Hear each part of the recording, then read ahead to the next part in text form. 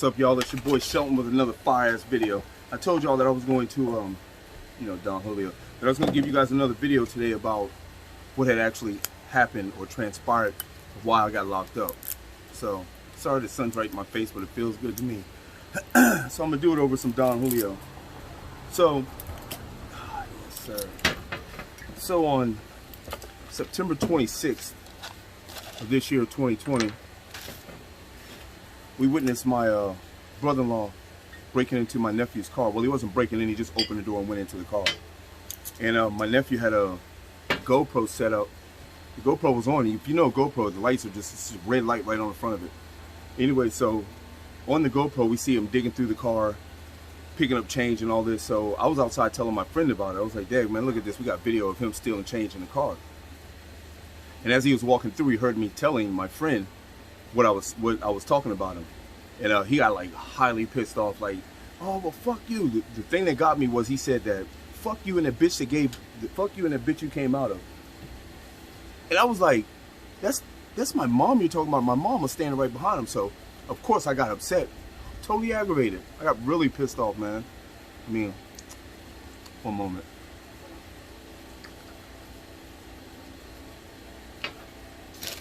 I mean, I was hot. So, we got into a heated discussion about why he had said that. And his whole thing was to me was that he couldn't understand what he had done wrong.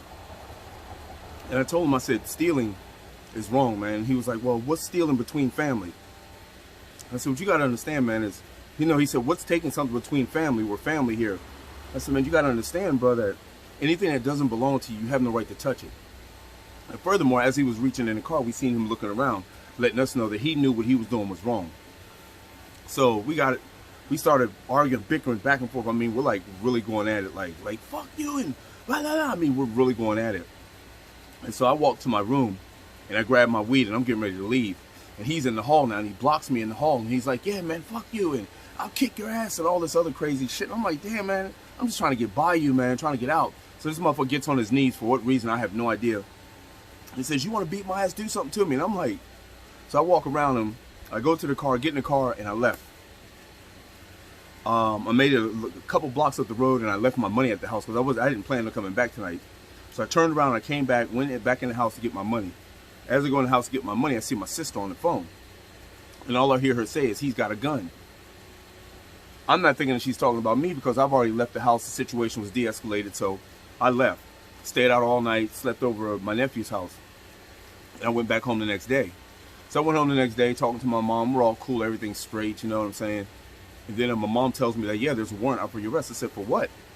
She said, because your sister called the police and told them that you had a gun, that you threatened them with a gun. I was like, what?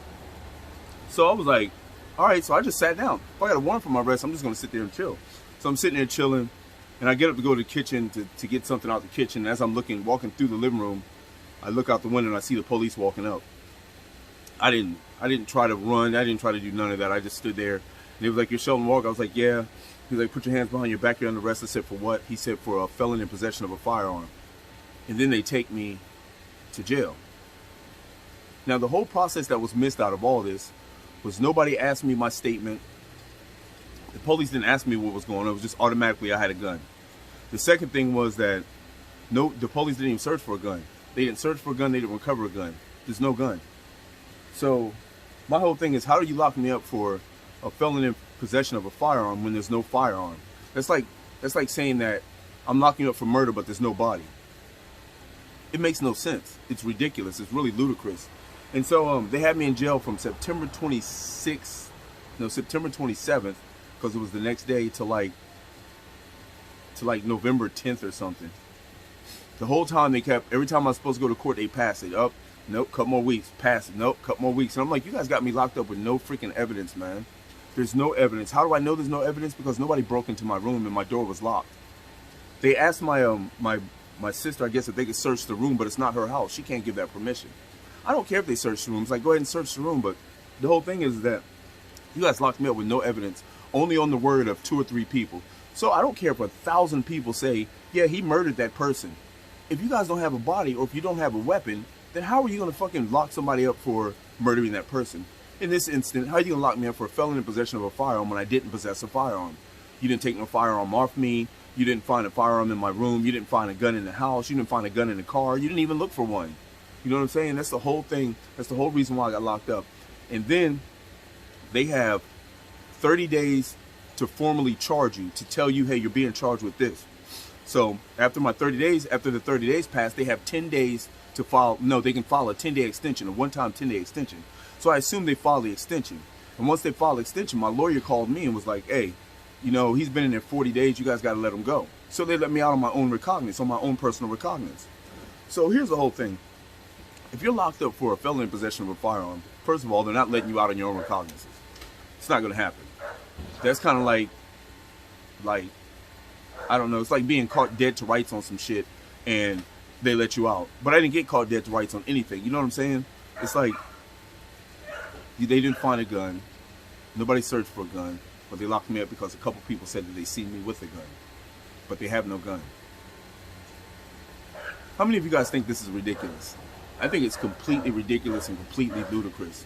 And the whole thing about it is my sister keeps, she keeps pushing the issue like, he's not allowed to be over here, and if he comes over here, I'm going to call the DA and talk to the DA. It's like, what are you doing? Well, see, let me give you the backstory of my sister.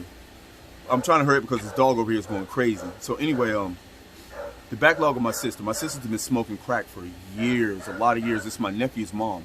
She's been smoking crack for years, and she stole $1,000 out of my nephew's backpack. She's taken over $4,000 from me. She wrote a $3,500 check out of my mom's bank account, and they constantly steal money out of my mom's purse. This is why my mom had to put her purse and her checkbook in my room while I was there, because my door locks, you know, with a key. I got a fucking security lock on my door with a metal plate on it, so you can't even jimmy it open. So she keeps all this stuff in there with me. So the whole thing that really sticks in my head is that, I don't know if I said this before, is that my sister said, as I was leaving the house, she said, yeah, we finally got your ass out of here. And I was like, that's what this whole thing is about. You guys want me out of the way so you can take advantage of our mother. Anyway, I'm trying to stick to the facts. So I'm still going to court for this. I went to court yesterday, and they're not, you don't even go to the courthouse now. You do it on your phone, like it's called a Zoom. One moment. So you do it on Zoom. So we had done it on Zoom. I was in the courtroom waiting the whole time, watching everybody else's case go through and everything. Finally, they called my name and they passed it again. I was like, wow, you guys, are you serious? It's like the 5th time you guys done passed my court date. So I'm assured that if they had something on me, which I know they don't, if they had something on me, first of all, I wouldn't be out of jail. Second of all, they would have already pressed me through the system. Like, yeah, we got you, here you go. I haven't even got a paper saying all my charges. You know how they give you a paper when you get locked up, here's your papers when they formally charge you? I still haven't been formally charged. This is crazy, but the whole time that this is going on, I can't go home. So meanwhile, my sister and her husband is over there not taking care of my mom. My mom is 79 years old and she has dialysis. So they can't take her to dialysis because she doesn't trust them enough to drive her car. They have to put her purse and her checkbook in my nephew's room now so he can lock his door, because he has a key to his door too, because we have keys to our door because of them. And it's crazy because they don't even sleep in the house. They sleep in the shed in the backyard. I don't know. Well, I'm trying not to sound salty about this. I'm trying to stay in a good mood, and I'm going to stay in a good mood because I'm getting ready to smoke me a blunt. So y'all stay tuned for that one. It's coming up. And appreciate you guys listening to my story. It's unfortunate that this is happening. It's even more unfortunate that it's my sister doing this. Anyway, y'all, love y'all to death, man. Thank you guys for your support. If you're new to the channel, go ahead and subscribe to the channel. Hit that post notification bell so you don't miss any of these fire-ass videos. And I'll holler at y'all later. Deuce, and stay baked.